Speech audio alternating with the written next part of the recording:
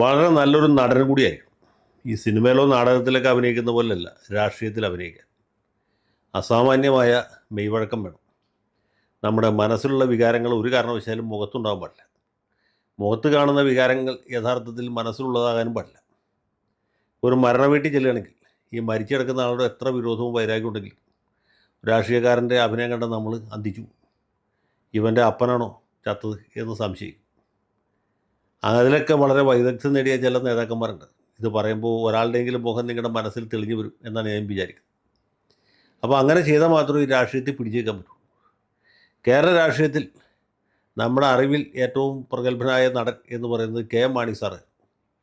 ഈ മാണി സാറിൻ്റെ അഭിനയം കണ്ടാൽ, ഭാവാഭിനയം കണ്ടാൽ ആരും അന്തം വിട്ടു. അദ്ദേഹം ആയ കാലത്ത് സിനിമയിൽ പ്രവേശിച്ചിരുന്നെങ്കിൽ സത്യനും പ്രേമനസീറും ഒക്കെ തട്ടുമ്പുറത്ത് കയറിയത്. പക്ഷേ നമ്മുടെ ഭാഗ്യം കൊണ്ട് പുള്ളി രാഷ്ട്രീയത്തിലാണ് അഭിനയിച്ച് ഫലിപ്പിച്ച് വിജയിപ്പിച്ച് നാടുവിട്ട് ഈ ഇഹലോകവാസം വെടിഞ്ഞു പോയത്. ഞാനിപ്പോൾ ഇത് പറഞ്ഞതെന്ന് വെച്ചാൽ ശ്രീ കെ സി വേണുഗോപാലിൻ്റെ ഇന്നത്തെ ഭാവാഭിനയം കണ്ടിട്ടാണ്. കെ സി വേണുഗോപാലാണ് ഇന്ന് സത്യത്തിൽ ഈ സതീശൻ്റെ സ്ഥാനലബ്ധിയിൽ ഏറ്റവും അധികം സന്തോഷിക്കുന്നത്. അദ്ദേഹത്തിൻ്റെ സന്തോഷം കണ്ടാൽ സത്യം പറഞ്ഞാൽ മുഹമ്മദ് ഷിയാസിന് പോലും ഇത്ര സന്തോഷം ഉണ്ടാവില്ല. സതീശൻ്റെ ഭാര്യയ്ക്കോ മകൾക്കോ പോലും സതീശൻ മുഖ്യമന്ത്രി ആവുന്നതിൽ ഇത്ര സന്തോഷം ഉണ്ടാവില്ല. പാണക്കാട് തങ്ങൾക്കോ അല്ലെങ്കിൽ പി കെ കുഞ്ഞാലിക്കുട്ടിക്കോ പി ജെ ജോസഫിനോ സി പി ജോണിനോ അല്ലെങ്കിൽ കെ കെ രമയ്ക്കോ മറ്റാർക്കെങ്കിലും ഇത്ര സന്തോഷം ഉണ്ടാവില്ല. വേണുവിനെ പോലെ സന്തോഷനായ ഒരാൾ ഇന്നിപ്പോൾ കേരളത്തിലില്ല, കേരള രാഷ്ട്രീയത്തിലില്ല. കാരണം സതീശൻ മുഖ്യമന്ത്രിയായി കാണുന്നത് ഏറ്റവും അധികം ആഗ്രഹിച്ചത് പുള്ളിയാണ്. അതുകൊണ്ടാണ് ഇവിടെ മത്സരിക്കുന്ന ആളുകൾക്കൊക്കെ പുള്ളി കുറേശ്ശെ ഒരു 2 കോടി 1.5 കോടിയൊക്കെ വെച്ച് അഡ്വാൻസ് ചെയ്ത് അവരൊക്കെ ജയിച്ചു വരുമ്പോൾ മുഖ്യമന്ത്രി സ്ഥാനത്തേക്ക് ആര് വേണം എന്ന് കേന്ദ്ര നിരീക്ഷകർ ചോദിക്കുമ്പോൾ അവരൊക്കെ തന്നെ വേണോട്ടം മതി എന്ന് പറഞ്ഞത് ഇങ്ങനൊരു സാഹചര്യവും ഇങ്ങനൊരു സൗകര്യമുള്ളതുകൊണ്ട്. കാരണം അങ്ങനെ ചെയ്താൽ മാത്രമേ സതീശൻ്റെ പാത കൂടുതൽ സുഗമമാവുകയുള്ളൂ എന്ന കാര്യം വേണുവിനറിയാം. വേണുവിൻ്റെ സത്യത്തിൽ മുഖ്യമന്ത്രി ആവാൻ വേണ്ടിയിട്ടല്ല, അദ്ദേഹത്തിന് എത്ര ശക്തിയുണ്ട് എന്ന് തെളിയിക്കണം. അത് കഴിഞ്ഞ് സതീശൻ ഇതിനൊക്കെ അതിജീവിച്ച് ഘടകകക്ഷികളുടെ പിന്തുണയോടുകൂടി മാധ്യമങ്ങളുടെ പിന്തുണയോടുകൂടി ജയിച്ച് മുഖ്യമന്ത്രി സ്ഥാനം പിടിച്ചെടുക്കുമ്പോൾ വേണുവിന് സന്തോഷിക്കും. ആ സന്തോഷമാണ് ഏറ്റവും വലിയ സന്തോഷം. അങ്ങനെ സതീശനെ പരമാവധി ക്ലേശിപ്പിക്കുക, അദ്ദേഹത്തിൻ്റെ കഴിവുകൾ പരമാവധി പുറത്തെടുക്കുക, മാധ്യമങ്ങളുടെ പിന്തുണ അദ്ദേഹത്തിന് ഉറപ്പാക്കുക, ഘടകകക്ഷികളുടെ പിന്തുണ, അഗൈതവുമായ പിന്തുണ, കലവറയില്ലാത്ത പിന്തുണ ഉറപ്പാക്കുക. അങ്ങനെ എല്ലാം ഉറപ്പാക്കി കഴിഞ്ഞതിന് ശേഷം സതീശൻ ഹൈക്കമാൻഡിൽ നിന്ന് ഇത് പിടിച്ച് മേടിച്ചെടുക്കുമ്പോൾ വേണു ആ സമയത്തൊരു സന്തോഷമുണ്ട്. ആ സന്തോഷമാണ് നമ്മളിന്ന് കണ്ടത്. വേണുഗോപാൽ മാത്രമല്ല സന്തോഷിക്കുക, നമ്മുടെ നിഷ്പക്ഷ ജിഹാദി എന്ന പേരിൽ അറിയപ്പെടുന്ന ഡോക്ടർ അനിൽ മുഹമ്മദ് ഉണ്ടല്ലോ, പുള്ളിക്ക് ഭയങ്കര സന്തോഷമായി. അതുപോലെ തന്നെ ഈ ടി വിയിൽ ചർച്ചയ്ക്ക് പോകുന്ന അനിൽ ഭോഷ്ക് എന്നോ മറ്റോ പേരുള്ള ഒരു വക്കീലുണ്ട്, കുട്ടനാട്ടുകാരനാണ്.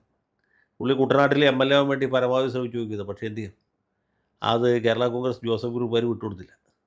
പേയ്മെൻറ്റ് സീറ്റാണെന്നൊക്കെ പുള്ളി പരാതി പറഞ്ഞു. പക്ഷേ ആരും ഗൗനിച്ചില്ല. കെ സി വേണുഗോപാൽ പോലും ഗൗനിച്ചില്ല.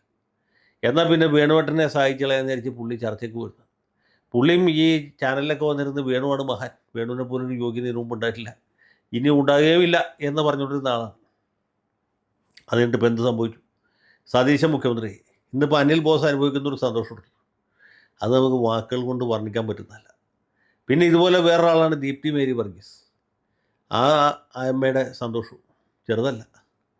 ഹൈക്കമാൻഡ് ഒരു തീരുമാനം എടുത്തതാണ്. അത് ഹിമാലയം പോലെ ഉറച്ചതും അറബിക്കടൽ പോലെ അഗാധവുമാണെന്നൊക്കെയാണ് പറഞ്ഞത്. എന്നിട്ട് എന്തു പറ്റി? ഹൈക്കമാൻഡ് മുട്ടൂത്തി സതീശനെ മുഖ്യമന്ത്രിയാക്കിയാണ്. അപ്പോൾ ദീപ്തിക്കും തീർച്ചയായിട്ടും അഭിമാനിക്കാൻ വഴിയുണ്ട്. ഹൈക്കമാൻഡിന് എത്ര ശക്തിയാണെന്ന് ഇപ്പോൾ തെളിഞ്ഞില്ലേ. ഈ ഹൈക്കമാൻഡ് എന്നൊക്കെ പറഞ്ഞാൽ വെറും ലോ കമാൻഡ് പോലും അല്ല, നോ കമാൻഡാണെന്നുള്ള ഇന്ന് കൊച്ചുകുട്ടികൾക്ക് വരെ അറിയാം.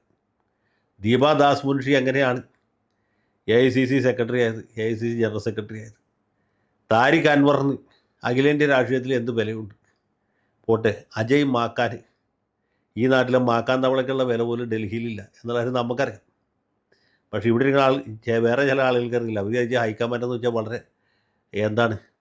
വളരെ പ്രബലമായൊരു സാധനമാണ്. ദേവേന്ദ്രൻ്റെ പകുതി പവറുള്ള എന്തോ സാധനമാണ്.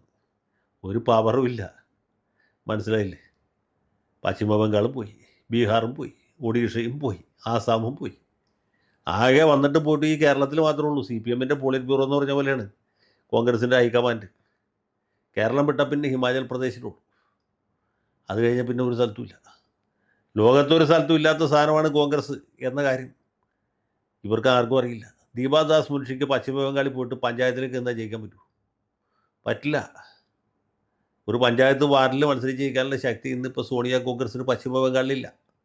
അപ്പോൾ അവിടെ നിന്നുള്ള ഒരു തീരെ വനിതയാണ് ഇവിടെ വന്നിട്ട് ഇവിടുത്തെ കോൺഗ്രസ്സുകാരെ അച്ചടക്കം പഠിപ്പിക്കാനും നേർവഴിക്ക് നടത്താനും ശ്രമിക്കുന്നത്. താരിഖ് അൻവറിൻ്റെ സ്ഥിതി അതിനേക്കാൾ കഷ്ടമാണ്.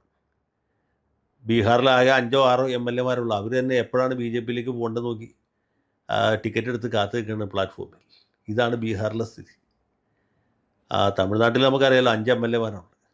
അപ്പോൾ ഇത്രയുള്ളൊരു മഹാപാർട്ടിയാണ്. പണ്ടൊരു കാലത്ത് വലിയ ശക്തിയായിരുന്നു മഹാത്മാഗാന്ധിയുടെ, ഡോക്ടർ രാജേന്ദ്ര പ്രസാദിൻ്റെ, പണ്ഡിറ്റ് ജവഹർലാൽ നെഹ്റുവിൻ്റെ, സുഭാഷ് ചന്ദ്രബോസിൻ്റെ, സർദാർ വല്ലഭായ് പട്ടേലിൻ്റെയൊക്കെ പാരമ്പര്യമുണ്ട്. പാരമ്പര്യം പറഞ്ഞിട്ട് വല്ല കാര്യമുണ്ട്?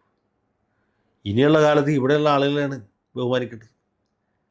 ഈ AICC പ്രസിഡന്റിനേക്കാളും പവർ പാണക്കാട്ട് തങ്ങൾക്കുണ്ട്. അതുകൊണ്ടാണ് ഇന്നിപ്പോൾ സതീശൻ കേരളത്തിലെ മുഖ്യമന്ത്രിയാകുന്നത്. കാരണം AICC പ്രസിഡന്റിനും അറിയാം മുസ്ലിം ലീഗ് സംസ്ഥാന പ്രസിഡന്റിൻ്റെ ബലം എത്രയാണ്, ശക്തി എത്രയാണ്, അവരുടെ വിലപേശൽ ശക്തി എത്രയാണ്. അപ്പോൾ ഇതൊക്കെ മനസ്സിലാക്കാതെ ഈ TV ചാനലിൽ പോരുന്ന അതും പറഞ്ഞ പോലെ അല്ല. ഈ ഭരണം എന്നൊക്കെ പറഞ്ഞാൽ വലിയ ബുദ്ധിമുട്ടുള്ള പരിപാടിയാണ്. ഏതായാലും ഇന്നിപ്പോൾ സന്തോഷിക്കുന്ന അനിൽ മുഹമ്മദ്, ദീപ്തി മേരി വർഗീസ്, അതുപോലെ അനിൽ ബോസ്, എല്ലാവരുടെയും തലതൊട്ടപ്പനായ KC വേണുഗോപാൽ, പിന്നെ എല്ലാ രീതിയിലും സതീശൻ്റെ കാലെ പിടിച്ച് വലിച്ച് അദ്ദേഹത്തെ താഴെയിടാൻ ശ്രമിച്ച നമ്മുടെ Shafi Parambil, AP Anilkumar, PC Vishnudas, Mathew Kuzhalnadan, Roji M John, അങ്ങനെ എണ്ണി പറയാൻ തുടങ്ങിയാൽ എല്ലാവരുടെയും പേര് പറയേണ്ടത്. എല്ലാവരുടെയും പേര് പറയേണ്ടത്. ഇനിയിപ്പോൾ ആരെങ്കിലും പേര് ഞാൻ പറയാൻ വിട്ടുപോയാൽ അവർക്ക് വിഷമവും.